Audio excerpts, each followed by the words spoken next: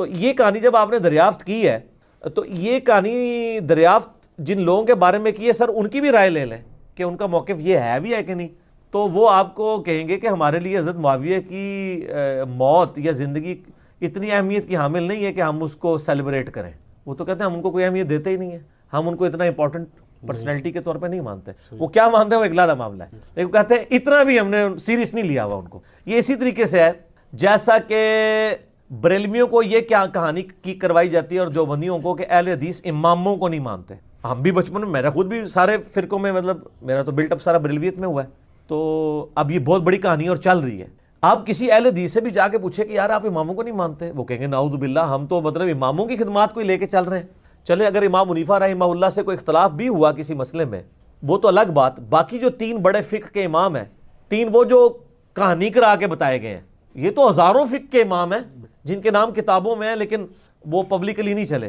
یہ وہ 4 امام تھے جن کو فرقوں نے آپ سمجھ لیں پروموشن کرنا شروع کر دی, تو ایک معاملات چل گئے, پارٹیاں مل گئیں, تو کہانیاں لیکن وہ چل رہی ہوتی ہیں اس طریقے سے. تو وہ ایک کہانی انہوں نے چلا دی اور وہ کہانی ان کی بکنی شروع ہو گئی کہ اماموں کو نہیں مانتے. وہ آپ اہل حدیثوں سے پوچھے آپ اماموں کو مانتے ہیں, وہ کہتے ہیں سر اماموں کا نہ مانے تو ہماری ساری کتابیں ختم ہو جائیں گی, کیونکہ امام بخاری کے استاد ہیں احمد بن حنبل, احمد بن حنبل کے استاد ہیں امام شافعی, امام شافعی کے استاد ہیں امام مالک, اور ان اماموں سے حدیثیں ہیں بخاری مسلم میں. اگر ہم ان اماموں کو ہی نہ مانیں تو ان حدیثوں کو پھر ہم کہاں سے مانیں گے جن کی چین سے وہ آ رہی ہیں. وہ پھر آپ کو بتائیں گے کہ ہم اماموں کو بھی مانتے ہیں اور اماموں کی بھی مانتے ہیں. اماموں کو مانتے ہیں کہ ان کی رسپیکٹ کرتے ہیں, اماموں کی مانتے ہیں کہ اماموں نے ہمیں بتایا ہے کہ ہماری کوئی بات بھی کتاب و سنت کے خلاف ہو تو اس کو چھوڑ دو. ہم اماموں کی روایت کردہ احادیث کو مانتے ہیں, باقی ان کے جو فتاوی جات ہیں جو دوسری صحیح الاسناد احادیث یا صحابہ کی اقوال کی روشنی میں غلط ثابت ہوتے ہیں, ہماری روشنی میں نہیں ان کی روشنی میں, ہم ان چیزوں کو چھوڑ دیتے ہیں. تو اسی طریقے سے شیعہ کے بارے میں کہانی کرا دی, وہ حضرت معاویہ کی ڈیتھ کا دن منا رہے ہیں اور یہ سنی بھی ان کے دیکھا دیکھی شروع ہو گیا, ان کا اور چل رہا ہے. یہ اصالہ ثواب کے معاملے میں میرا بالکل کیٹاگوریکل ایک اوپینین ہے. لاکھوں لوگوں نے یوٹیوب پہ میری ویڈیو دیکھی ہے, مسئلہ نمبر 74. آپ اصالہ ثواب لکھیں یوٹیوب پہ, ٹاپ آف لسٹ میری وہ ویڈیو کھل جائے گی, اس میں میں نے ساری چیزیں بتائی ہیں. 11ویں ہو, میلاد ہو, محرم کی نیاز ہو, یا آپ کی یہ رجب کے کنڈے ہوں, ان ساروں کے بارے میں کہ یہ سب کی سب ایکٹیویٹیز دین میں خود سے داخل کی. ہم ان کو کفر و شرک والا معاملہ نہیں کہتے لیکن بدعات تو ہیں. اب رہ گیا مسئلہ کہ اس طرح کی ایکٹیویٹیز میں جو کھانا ہے وہ حلال ہے یا حرام ہے. وہ بھی میں نے اس کے اندر بتایا ہوا ہے کہ کھانے کو حرام کہنے کے لیے یہ چیز ضروری ہے کہ آپ پہلے اس کی حرمت ثابت کریں. اس میں 2 طریقے ہیں, یا تو وہ چیز جو پکائی جا رہی ہے وہ حرام ہو, کو خنزیر بنا دیتا ہے تو حرام ہے, یا چیز تو پاک تھی لیکن اس کے ذبح کے وقت زبر کے ساتھ غیر اللہ کا نام لیا ہے تو وہ پھر بھی حرام ہو جائے گی. تیسرا مسئلہ ہے تقرب والا. تقرب میں اب 2 طرح کے آپشن ہیں. ایک تقرب یہ ہے کہ کوئی شخص یہ کہتا ہے کہ میں فلاں بزرگ کے اصالہ ثواب کے لیے کر رہا ہوں, حضرت حسین علیہ السلام کو ثواب پہنچ جائے, ایک میری طرف سے ہدیہ. تو اس کے معاملے میں بھی ایسا کوئی سختی والا معاملہ ہے. لیکن اگر کوئی تقرب یہ کر رہا ہے کہ یہ اصالہ ثواب ان کو پہنچے اور وہ میرے مشکل کشا ہے اور اس کے بدلے میں یہ میری مصیبت حل کر دیں گے, تو وہ تو نیاز کے بغیر ہی عقیدہ شرکی ہے, نیاز سے سائڈ پہ رہ گئی, عقیدہ ہی غلط ہے. ٹھیک ہے نا. تو ہمارا تو موقف یہ ہے کہ ہمارے پاس کوئی اس طرح کی کھانے پینے کی چیز لے آتا ہے, ہم اس سے پہلے پوچھتے ہیں کس کے نام کی ہے. اگر وہ کہتا ہے اللہ کے نام کی ہے, بسم اللہ پڑھ کے کھا لیں. اگر وہ کہتا ہے یہ فلاں بزرگ کی ہے, تو اسے پوچھے یہ بزرگ کے نام سے مراد آپ کیا لے رہے ہیں, کیا ان کی رضا کی خاطر ہے, ان کے نام کا ذبیح ہے؟ تو سر یہ کوئی بھی نہیں آپ کو کہے گا, کوئی جاہل کہہ دے تو کہہ دے, وہ کہے گا نہیں اللہ نے نام دیا ثواب پہنچانا ہے انہوں نے. اچھا جی, پھر زیادہ وہم نکالنا ہے تو آپ پوچھ لیں کہ ثواب پہنچا کے کڈنا کہ جے وچوں جے تسی واقعی کھانا نہیں کھانا تے, جے کھانا کھانا تے اتنے تک ہی سوال رکھو, زیادہ غلوف نہ کریں آپ کیونکہ غلوف کریں گے نا تو معاملات بگڑیں گے. اور یہ میں آپ کو اپنی طرف سے نہیں بتا رہا, صحیح بخاری میں سیدہ عائشہ نے نبی علیہ السلام سے پوچھا یا رسول اللہ علیہ وسلم یہ کچھ نیو مسلم ہے, ہمیں نہیں پتا انہوں نے ذبیحہ صحیح کیا ہوا یا نہیں کیا, تو یہ جب کوئی اس طرح کی گفٹ لے کے آتے ہیں ہم کیا کریں؟ آپ نے فرمایا بسم اللہ پڑھ کے کھا لیا کرو. اللہ آپ نے کہا کہ بلاؤ, آپ یہ بھی کہہ سکتے تھے حلف دلواؤ, یہ وہ وہم نکالا کہ مسلمان کا ذبیحہ ہے نا تو حسن ظن رکھو, زیادہ نٹی گریٹی سے میں نہ پڑھو. اس کا غلط رزلٹ بھی نکال لیا یوسف القرضاوی صاحب نے. انہوں نے وہ اسلام میں حلال و حرام ایک کتاب لکھی, اس میں انہوں نے لکھا کہ یہ جو غیر مسلموں کے بھی جو ذبیحے چل رہے ہیں نا, اور جو KFC میکڈونلڈ چل رہے ہیں, جو ڈیفینیٹلی ذبیحے ہے ہی نہیں ہے, وہ اللہ کے نام کے کیا, وہ تو مطلب بالکل ذبح والا معاملہ ہی اس کے اندر اس طریقے سے نہیں ہے, نہ وہ اللہ کا نام لیتے ہیں. وہ کہتے ہیں بسم اللہ پڑھ کے آپ کھا سکتے ہیں, اور اس حدیث سے پلی لی. تو میں نے ان کا بھی رد کیا کہ سر ایڈی بھی کھلی چھٹی نہ دو, مسلمان کا ذبیحہ ہے نا اس کے اوپر آپ کو وہم نہیں کرنا چاہیے اگر وہ مسلمان ہے. اب وہ اگلا مسئلہ شروع ہو جائے گا کہ وہ بریلوی ہے, دیوبندی ہے, اہل حدیث ہے, شیعہ ہے, یہ نئی کہانی کرنے کی ضرورت نہیں ہے. اہل کتاب کا ذبیحہ بھی حلال ہے. تو اگر آپ ایک دوسرے کو مسلمان ماننے کے لیے تیار نہیں, چلو اہل کتاب ہی مان لو. یہود و نصارہ کی عورتوں سے تو آپ کا نکاح جائز ہے سورۃ المائدہ کے پہلے رکوع کے تحت, اور اسی رکوع میں آتا ہے کہ اہل کتاب کا ذبیحہ بھی حلال ہے. جی ہاں, اگر وہ اللہ کے نام کے اوپر کیا ہو. تو اگر یہود و نصارہ کا اللہ کے نام کا ذبیحہ حلال ہے, تو جو آپ کے اپنے اہل کتاب ہیں, قرآن کے فائنل ٹیسٹمنٹ کے ماننے والے, وہ تو old testament new testament tempered form میں مان رہے ہیں, اور وہ اتنے ظالم ہیں کہ نبی علیہ السلام کو وہ دجال سمجھتے ہیں, نعوذ باللہ. ظاہر پیغمبر نہیں مان رہے, تو جب آپ کسی کو پیغمبر نہیں مان رہے, جس طرح ہم غلام احمد قادیانی کو پیغمبر نہیں مانتے, تو کیا سمجھتے ہیں؟ دجال کے اس نے دجل کیا ہے, جھوٹ بولا ہے. اس کے باوجود اللہ تعالیٰ کہہ رہا ہے کہ ان کا ذبیحہ بھی حلال ہے. اور جو آپ کے نبی کے عاشق ہیں, جو محمد اور آل محمد کے لیے جان دینے کے لیے تیار ہیں, سر ان کے اوپر آپ کم از کم یہودیوں نا سٹیٹس تو ان کو دے دیں, ٹھیک ہے, تو وہ آپ دینے کے لیے تیار نہیں ہے. اسی پہ میرا ایک کلپ بھی ہے, وہ کیا سنی شیعہ کا نکاح ہو سکتا ہے, اس کا بھی پھر اتنا مذاق اڑاتے ہیں. سر میں نے تو کہانی الٹ دی ہے نا, میں نے سوال کرنے والے سے یہ میرا کلپ لاکھ, میں نے کہا یہ سوال نہ کریں سنی شیعہ کا, آپ یہ پوچھیں سنی کا بھی نکاح ہو سکتا ہے کہ نہیں, کیونکہ اگر سنی حنفی ہے تو وہ یا سنی حنفی دیوبندی ہوگا یا سنی حنفی بریلوی ہوگا, تو ہے تو دونوں سنی نا. سنی اہل حدیث ہوا تو وہ تو بہت دور بیچارہ بیٹھا ہے, اس کی تو کوئی اوقات ہی نہیں نا ان کے نزدیک, وہ تو بہت تھوڑے ہیں. اور سر آپ کو کبھی میں احکام شریعت ان کی اور ملفوظات میں سے دیوبند اور اہل حدیث کے بارے میں ان کے جو فتوے پڑھ کے سناؤں نا, تو وہ آپ یقین کریں آپ کے کانوں سے دھواں نکلنا شروع ہو جائے, جو سخت لفظ انہوں نے استعمال کیے ہیں. ظاہر جب آپ نے ایک اصول کھڑا کیا, اس کی کورالریز پھر یہی نکلیں گی. حسام الارمین میں لکھا ہے نا انہوں نے کہ چوتھا فرقہ وہابیہ شیطانیہ, جو شیطان لعین آفاق کے فالورز ہیں, جیسا کہ روافظ جو ہیں وہ شیطان اطاق کے فالور ہیں. پھر آگے جا کے لکھتے ہیں کہ ان تمام لوگوں کے کفر میں شک کرنے والا بھی کافر ہے, اور اس پہ اجماع ہے کہ سب کے سب مرتد اور خارج اسلام ہیں. جب مرتد بھی ہو گئے, خارج اسلام بھی ہو گئے, آپ نکاح کی سوچ رہے ہیں, وہ تو آپ کو یہ کہہ رہے ہیں کہ آپ نعرے تکبیر پڑھ کے ان پہ چڑھ دوڑیں. یہ اور یہی حال ادھر بھی. آپ المحند المفند میں لکھا ہے کہ جو بریلوی ہیں وہ ایک شیطانی لشکر ہے جو ہم پہ حملہ آور ہو گیا, جس طرح کے شیاطین انبیاء پر حملہ آور ہوتے تھے. مجھے بعض لوگوں نے کہا جی یہ تو ذرا سافٹ ورڈز ہیں, انہوں نے شیطان ہی کہا ہے نا بریلویوں کو. احمد بریلوی تو بہت آگے گئے. سر یہ احمد بریلوی سے 4 ہاتھ آگے گئے ہیں, آپ کو پتہ نہیں چلا, ہم آپ کو انجینئرنگ کر کے بتاتے ہیں. انہوں نے لکھا ہے کہ یہ شیاطین اس طریقے سے حملہ آور ہوئے ہیں ہمارے علماء دیوبند پہ, اور ساتھ رضی اللہ عنہم بھی لکھا ہوا ہے علماء دیوبند کو, جس طرح انبیاء پر شیاطین حملہ آور ہوتے تھے. انبیاء پہ جو شیاطین حملہ آور ہوتے تھے وہ مسلمان شیاطین ہوتے تھے. یہ ایک طریقہ ہے ایسے کر کے کان پکڑنے کا, جیسا میں نے کہا نا کہ میں نے گرم تولیہ پھیر کے نا ان کے وہ سارے میک اپ اتار دیے. نہیں ہم نے کوئی تکفیر تو نہیں کی, ہم تو تکفیر کرتے ہی نہیں نا. پرانی باتیں, پرانے بزرگ, پرانے کہانیاں, اور نہیں آئی ہے کہانی کہ یہ نہیں آپ یہ لکھوا کے دیں کہ ہمارے علاوہ سارے فرقے ہمارے نزدیک گمراہ ہیں, لیکن ایک نہ ایک دن جنت میں چلے جائیں گے عذاب بھگت کے, کیونکہ مسلمان تو ہیں ہی ہیں. یہ آپ کو کوئی بھی لکھ کے دینے کے لیے تیار نہیں ہوگا دوسرے فرقے. تو کیا کر رہے ہیں؟ تکفیر کر رہے ہیں. تو یہ تکفیر ہر جگہ پائی جاتی ہے, بعض جگہ چھپی ہوئی ہوتی ہے اور بعض جگہ ظاہر ہوتی ہے. وہ جو چھپی ہوئی تھی وہ اب وہ بھی چھپی ہوئی نہیں ہوئی ہے, وہ اب سامنے آ گئی ہے, چونکہ ہم نے اس کے لیے ایک آپ کو امپیریکل فارمولا دے دیا ہے جس میں آپ ڈالتے ہیں فوراً باہر آ جاتا ہے. تو آپ چیک کر کے دیکھ لیں, بلکہ وہ آپ جب بات شروع ہی کریں گے نا تو سمجھ آ گئی ہے.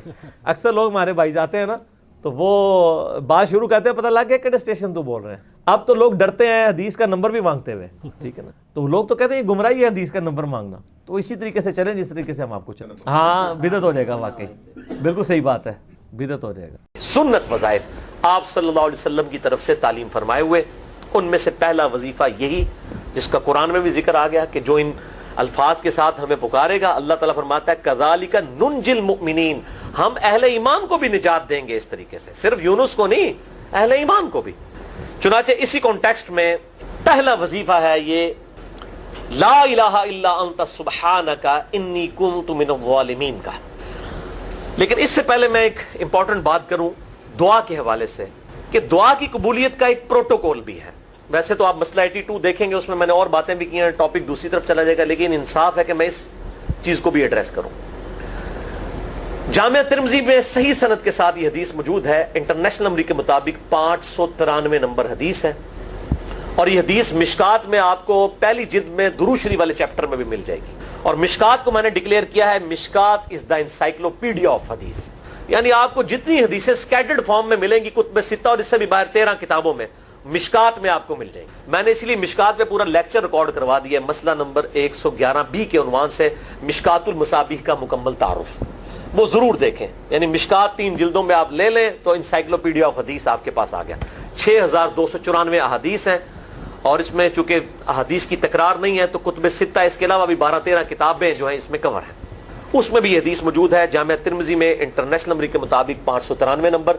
سیدنا عبداللہ ابن مسعود رضی اللہ تعالیٰ عنہ کہتے ہیں کہ ایک دفعہ میں آپ صلی اللہ علیہ وسلم کی موجودگی میں نماز پڑھ رہا تھا, اور سیدنا ابو بکر اور عمر رضی اللہ تعالی عنہما وعلیہم السلام وہ بھی وہاں پہ موجود تھے. میں نماز کے جب یعنی کہ تشہد میں بیٹھا, میں نے اللہ کی حمد کی, التحیات للہ والصلوات والطیبات, اس کے بعد درود پڑھا, اور اس کے بعد میں نے دعا مانگنا شروع کی تو آپ صلی اللہ علیہ وسلم نے ارشاد فرمایا سل تعطا سل تعطا, مانگ تجھے دیا جائے گا, مانگ تجھے دیا جائے گا. یعنی جو درود شریف اور ذکر کے ذریعے متوجہ ہوتا ہے اللہ تعالیٰ اس کی دعا قبول کرتا ہے. اور پھر ابن مسعود ادھر ہی روایت کرتے ہیں, ساتھ ہی جامعہ ترمذی میں دوسری حدیث ہے صحیح سند کے ساتھ کہ ایک شخص آیا, اس نے جو ہے وہ نماز کے دوران حمد و درود کے بغیر ڈائریکٹ اللہ سے مانگنا شروع کر دیا. تو جب وہ فارغ ہوا آپ صلی اللہ علیہ وسلم نے اسے بلا کر کہا کہ سائل تو نے مانگنے میں جلدی کی, تجھے چاہیے کہ جب دعا مانگنے لگے پہلے اللہ کی حمد بیان کر, پھر مجھ پر درود پڑھ, اور پھر اللہ کی طرف متوجہ ہو. اور اس حدیث میں آتا ہے کہ ایک اور شخص آیا, یعنی ابن مسعود وہ خود تھے, اور اس نے اللہ کی حمد اور درود کے ذریعے دعا مانگی تو آپ صلی اللہ علیہ وسلم فرمایا سل تعطا سل تعطا, مانگ تجھے دیا جائے گا, مانگ تجھے دیا جائے گا. درود شریف پہ میں الگ سے بھی لیکچر دے چکا ہوں, مسئلہ نمبر 56 کے عنوان سے 2 گھنٹے کی گفتگو ہے. درود شریف کے صحیح فضائل اور صحیح احکام و مسائل بڑی ڈیٹیل کے ساتھ ہر اینگل سے درود شریف کے حوالے سے آپ کو وہ سمجھ لیں کہ انسائکلوپیڈیا ہے وہ لیکچر, مسئلہ نمبر 56 ahlsunnatpak.com پہ. تو دعا کے لیے حمد اور درود شریف ضروری. اس لیے دیکھیں نماز کی انٹلیکچوئل ترتیب ہے, آپ پہلے دعا کرتے ہیں التحیات للہ والصلوات والطیبات, اللہ کی حمد کرتے ہیں, پھر نبی صلی اللہ علیہ وسلم پر سلام عرض کرتے ہیں السلام علیکہ ایھا النبی, اس کے بعد آپ درود پڑھتے ہیں, اور اینڈ پہ آپ دعا مانگتے ہیں اللہم انی اعوذ بک من عذاب جہنم ومن عذاب القبر ومن فتنة المحیا والممات ومن شر فتنة المسیح الدجال, یا اللہم ربنا آتنا فی الدنیا حسنة وفی الآخرة حسنة وقنا عذاب النار, یا رب اجعلنی مقیم الصلاة ومن ذریتی ربنا وتقبل دعائی ربنا اغفر لی ولوالدی وللمؤمنین یوم یقوم الحساب. کوئی بھی دعائیں مانگیں, یہ بھی مانگیں جو میں وظائف بتا رہا ہوں, کیونکہ بخاری اور مسلم کی متفق علیہ حدیث ہے. مشکات میں آپ کو تشہد والے چیپٹر میں حدیث مل جائے گی کہ نماز میں تشہد میں درود کے بعد جو چاہو اپنے رب سے مانگو, یعنی عربی میں مانگنا ہوگا, دعائیں مانگے, دعائیں معصورہ کتاب و سنت میں جتنی ہیں وہ مانگے, اس کے علاوہ بھی مانگ سکتے ہیں اگر الفاظ درست ہوں لیکن عربی زبان میں. تو یہ پہلا وظیفہ جامعہ ترمذی میں انٹرنیشنل نمبر کے مطابق 3505, مشکات میں 2292 نمبر یہ حدیث ہے, اور قرآن حکیم میں تو ہم پڑھ چکے ہیں سورۃ الانبیاء آیت نمبر 87 اور 88 میں. آپ صلی اللہ علیہ وسلم نے ارشاد فرمایا کہ یونس علیہ السلام نے مچھلی کے پیٹ میں اپنے رب کو ان الفاظ کے ساتھ پکارا تھا لا الہ الا انت سبحانک انی کنت من الظالمین. اور پھر آپ صلی اللہ علیہ وسلم نے فرمایا کہ جو کوئی شخص اپنے کسی بھی معاملے میں کسی بھی پریشانی میں اس دعا کے ذریعے اللہ کی طرف متوجہ ہو, اللہ تعالیٰ اس کی دعا کو قبول فرما لیتا ہے. اور قرآن میں بھی آ گیا نا کذالک ننجی المؤمنین, اور کتنا بڑا فتویٰ آیا میرے بھائیوں سورہ الصافات 143 144 فلولا انہ کان من المسبحین, اگر یونس ہمیں ان الفاظ میں ہماری تسبیح نہ کرتا للبث فی بطنہ الی یوم یبعثون, تو مچھلی کے پیٹ میں قیامت تک مچھلی کے پیٹ میں رہتا اگر اس طرح نہ ہمیں پکارتا, اس کی قبر مچھلی کا پیٹ بن جاتی. یعنی یہ اتنا عطاب, اور وہ دور ہو گیا اس دعا سے, بہت بڑے اسماء اعظم میں سے ہے. تو یہ بہترین دعا, بہترین وظیفہ, اسماء اعظم میں سے بہترین چیز, اور سب سے بڑھ کر جو میں نے بات کی کہ بہترین استغفار, اللہ سے توبہ مانگنے کا بہترین ذریعہ. اور کس طریقے سے, اے اللہ تو پاک ہے نا, تجھ سے تو غلطی نہیں ہوگی, میں بندہ ہوں غلطی کروں گا, تو اللہ نے تو معاف کرنا ہے نا, کیونکہ جب بندے نے اپنی عاجزی کا اظہار کر لیا ہے اور اللہ تعالیٰ کو بتایا اللہ یہ تیری کوالٹی ہے, تو غلطی نہیں کرتا, تو میں تو انسان ہوں غلطی کروں گا. تو یہ ہے پہلا وظیفہ. دوسرا وظیفہ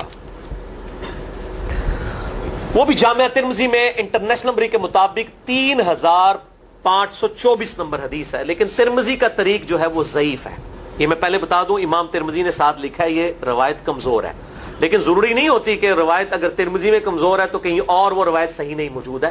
اس کی صحیح سند المستدرک للحاکم میں انٹرنیشنل نمبر کے مطابق 1862 نمبر موجود ہے، اور سنن نسائی الکبریٰ میں 10492 نمبر ہے، اور مشکات میں بھی 2454 نمبر حدیث ہے انٹرنیشنل نمبر کے مطابق. تو صحیح سند المستدرک للحاکم اور سنن نسائی الکبریٰ کے اندر موجود، اور وہ وظیفہ ہے انس ابن مالک کہتے ہیں اور سعد ابن ابی وقاص کہتے ہیں رضی اللہ تعالی عنہما وعلیہم السلام، کہ آپ صلی اللہ علیہ وسلم کو جب کبھی کوئی تکلیف یا پریشانی پہنچتی تو آپ صلی اللہ علیہ وآلہ وسلم ہمیشہ ان الفاظ میں اپنے رب کو پکارا کرتے ہیں، یا حی یا قیوم برحمتک استغیث، اے خود سے زندہ ہر چیز کو تھامنے والے، میں تیری رحمت کے ساتھ تیری مدد کا سوال کرتا ہوں. استغیث بولیں گے نا الف کے ساتھ، حمزہ کے ساتھ، تو یہ سنگولر کا صیغہ ہوگا، اور اگر ہم بولیں گے نستغیث نون کے ساتھ تو یہ جمع کا صیغہ بن جائے گا. یہ میں اس لیے بتا رہا ہوں، لوگ پوچھ رہے ہوتے ہیں جی بعض جگہ لکھا ہوتا ہے جناب نستغیث، بعض جگہ لکھا ہوتا ہے استغیث، کیا کریے؟ وہ نستغیث جمع کا صیغہ بنا لیا جاتا ہے. جیسے دعا ہے سنن ابی داؤد میں اللہم اجرنی من النار، لیکن اگر جمع کا صیغہ بنائیں گے تو اللہم اجرنا من النار ہو جائے گا. اس طریقے سے دعائے قنوت کے الفاظ ہیں اللہم اہدنی فی من ہدیت، تو جمع کا صیغہ ہوگا اللہم اہدنا فی من ہدیت. یہاں پر بھی ہے یا حی یا قیوم برحمتک استغیث سنگولر کا صیغہ، اور نستغیث پلورل کا صیغہ، جمع کا صیغہ. کتنی بہترین دعا ہے، اے خود سے زندہ ہر چیز کو تھامنے والے، میں تیری رحمت کے ساتھ تیری مدد کا سوال کرتا ہوں. تو یہ بھی اسماء اعظم میں سے ہے. سنن نسائی الکبریٰ کے اندر صحیح سند کے ساتھ 10492 اور المستدرک للحاکم میں 1862 نمبر. اب یہاں پہ میں ایک ضمناً بات بتا دوں سنن نسائی الکبریٰ کے بارے میں، چونکہ اکثر لوگ پوچھتے ہیں. میرے بھائیوں، ایک سنن نسائی وہ ہے جو کتب ستہ میں ہم پڑھتے ہیں، اس میں یہ کتاب لکھی ہے امام احمد بن شعیب نسائی رحمہ اللہ تعالی المتوفی 303 ہجری. کتب ستہ میں یہ ویسے 5ویں نمبر پہ گنی جاتی ہے، لیکن بخاری اور مسلم کے بعد دنیا میں سب سے صحیح ترین کتاب سنن نسائی ہے. سب سے کم ضعیف حدیثیں اس کے اندر ہیں. بخاری مسلم کے بعد تیسرا نمبر اس کتاب کا ہے. دنیا کی کوئی حدیث کی کتاب بخاری مسلم کے بعد صحیح نہیں ہے جتنی سنن نسائی ہے. سنن نسائی جو ہمارے پاس کتب ستہ میں ہے نا، اس میں ہے 5761 احادیث انٹرنیشنل نمبر کے مطابق، اور یہ ساری انٹرنیشنل کتابیں عربی میں، انگلش میں اور اردو میں ہماری ویب سائٹ اہلسنتپاک.com پہ فری اس کا PDF موجود ہے، آپ ڈاؤن لوڈ کر سکتے ہیں. 5761 احادیث ہیں اس سنن نسائی میں جو ہمارے پاس ہے. اسے ویسے ٹیکنیکل لینگویج میں کہا جاتا ہے سنن نسائی الصغریٰ، چھوٹی سنن نسائی، کیونکہ امام نسائی نے یہ کتاب نہیں لکھی تھی. امام نسائی نے کتاب لکھی تھی سنن نسائی الکبریٰ، بڑی سنن نسائی، اور اس میں حدیث ہیں انٹرنیشنل نمبر کے مطابق 11770. بخاری مسلم سے بھی زیادہ حدیث ہیں اس میں. لیکن یہ امام نسائی کے ایک شاگرد تھے امام ابن السنی، انہوں نے اس کو مختصر کر کے نا چھوٹی کتاب بنا دیا، اور اب پبلک میں یہی چھوٹی کتاب مشہور ہے. اس کی وجہ سے جب ہم سنن نسائی الکبریٰ کا آپ مشکات میں دیکھیں گے نا تو وہ فرق نہیں کرتے ہیں. جب وہ سنن نسائی کا حوالہ دیتے ہیں نا تو آپ کو نسائی میں وہ ملے گا بھی نہیں، وہ الکبریٰ میں ہوتا ہے، کیونکہ وہ اس تفریق کو مانتے نہیں، وہ تو سنن نسائی الکبریٰ کو سنن نسائی مانتے ہیں. جبکہ ہماری پبلک جو ہے وہ سنن نسائی، وہ میں وہ حوالہ دے رہا ہوتا ہوں کہ جی سنن نسائی الکبریٰ میں 9928 نمبر حدیث ہے کہ جو آیت الکرسی پڑھ لے فوراً بعد کسی بھی نماز کے فرض کے فوراً بعد تو مرتے ہی جنت میں داخل ہوگا. تو لوگ کہتے ہیں جناب نسائی تے حدیثیں جناب 5761 نے، تسی 9928 کی تمہیں دس دیو. تو میں ساتھ حالانکہ بول رہا ہوتا ہوں سنن نسائی الکبریٰ، میں نے کبھی اس کے بغیر نہیں بولا. تو الکبریٰ سے آپ کا دماغ تو کام کرنا چاہیے، الکبریٰ کیوں بول رہا ہے ساتھ؟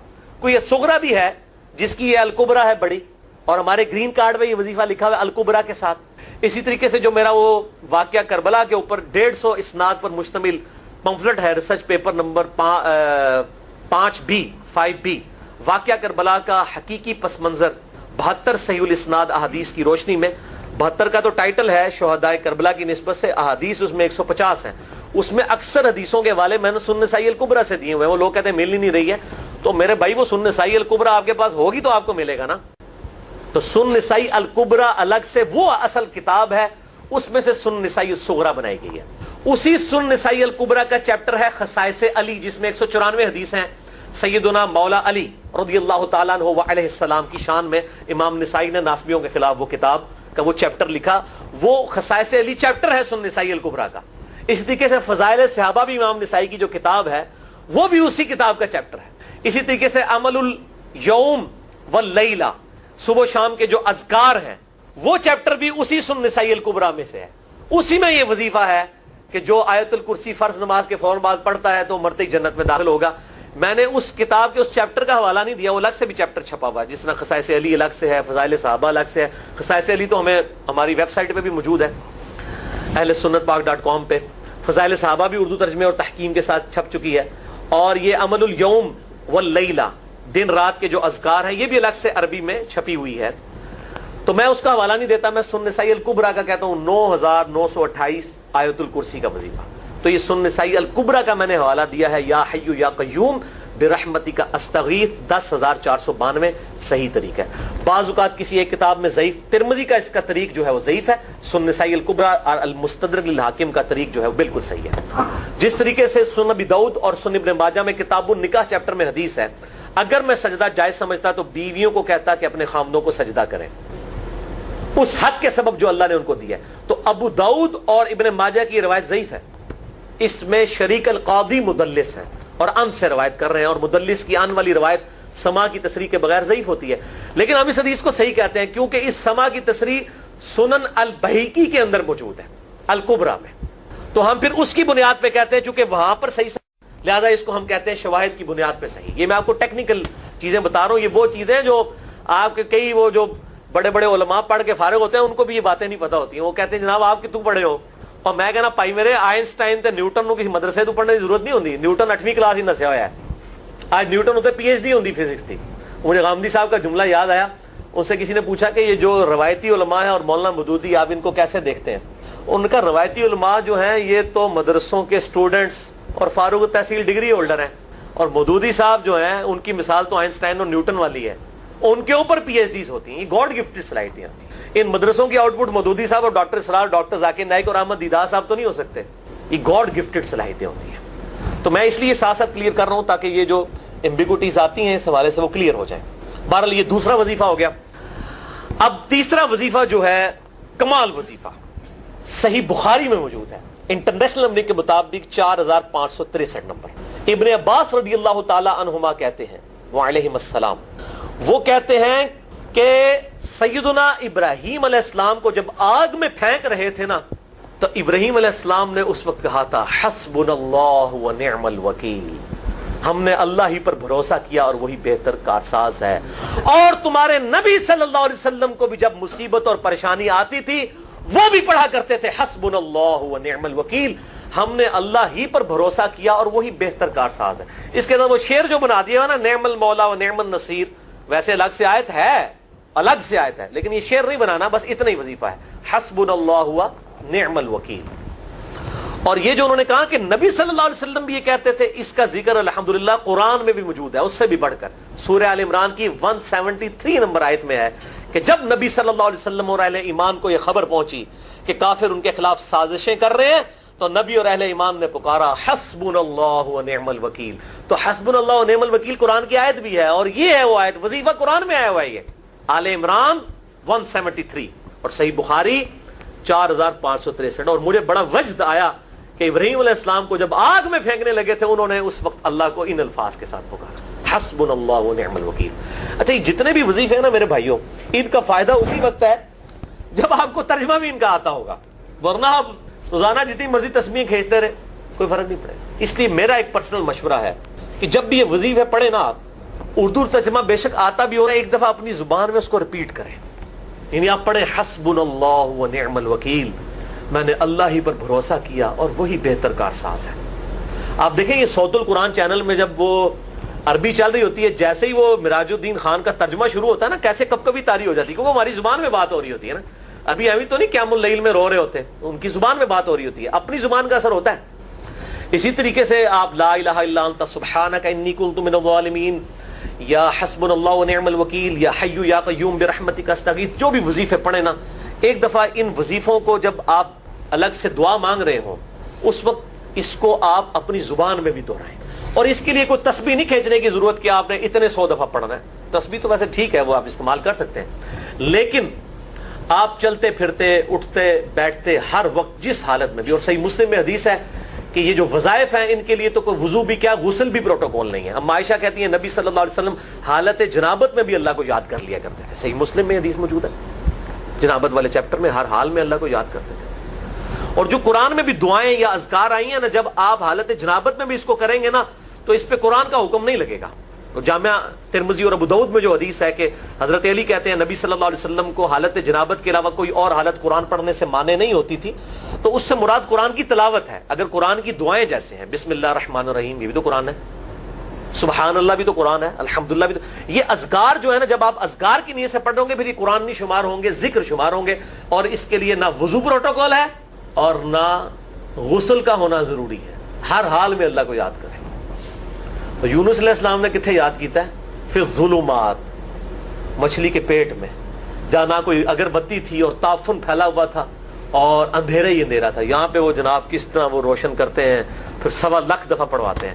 یعنی میں بتا رہا ہوں آدھا سچ بڑا خطرناک ہوتا ہے. یعنی آیت کریمہ کی اصلیت تو موجود ہے کتاب و سنت میں، لیکن آدھا جو سچ جھوٹ ساتھ ملا لیا نا اس کی وجہ سے سارا بیڑا غرق کر دیا ہوا. اور بجائے یہ کہ لوگوں کو یہ وظیفہ بتایا جائے کہ اٹھتے بیٹھتے چلتے پھرتے اللہ کو ان الفاظ میں یاد کریں، اس کو انہوں نے کوئی اور ہی رنگ دے دیا ہوا ہے اور اس کو 1.25 لاکھ دفعہ ختم اور پتہ نہیں کیا کچھ بنا دیا ہوا ہے. تو یہ 3 وظائف تھے بڑے اہم اس حوالے سے، اور میں نے اس کو ضروری سمجھا کہ میں یہ ضرور بتا دوں تاکہ لوگ اس پہ ایجوکیٹ ہوں، ان وظائف کو کریں. اور مسئلہ نمبر 82 میرا الگ سے میرے بھائیوں ریکارڈ ہے. مسئلہ نمبر 82 اسماء اعظم اور دعا کی قبولیت سے متعلق جتنی بھی چیزیں ہیں میں نے اس میں بڑی ڈیٹیل کے ساتھ الحمدللہ کئی اور وظائف بھی بتائے ہیں، لیکن اب وہ اتنے وظائف کوئی جمع کرنے کی ضرورت نہیں ہے. موٹے موٹے 3 وظیفے جو بتا دیے انہی کو اگر کوئی لے لے اپنی دعاؤں میں انہی وظائف کو کرے تو اللہ تبارک و تعالی ہر معاملے میں جو ہے وہ انشاءاللہ تعالی کفایت فرمانے والا ہے.